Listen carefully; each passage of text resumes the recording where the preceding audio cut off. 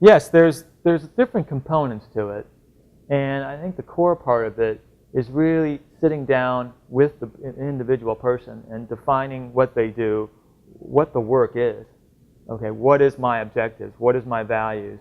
And then trying to take that, as I said earlier, and trying to define it in terms of, okay, this person has this defined role.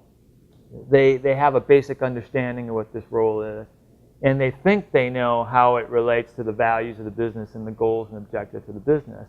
The core here is trying to connect all those dots to where it all lines up. Because if you talk to most people in a business, particularly in a business that has a lot of managers and a lot of leaders, when you ask them what are the values of the business and then connecting those values to the goals in relationship to their role and what they do, I think you'll oftentimes get a lot of different answers.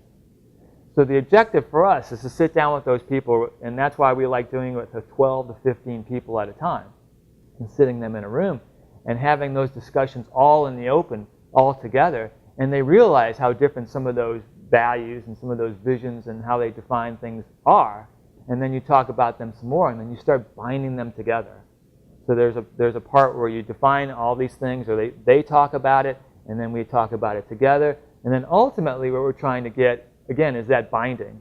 And the binding ultimately also leads to, okay, what can I do to make this change? What can I do to influence this organization to get it to its goals?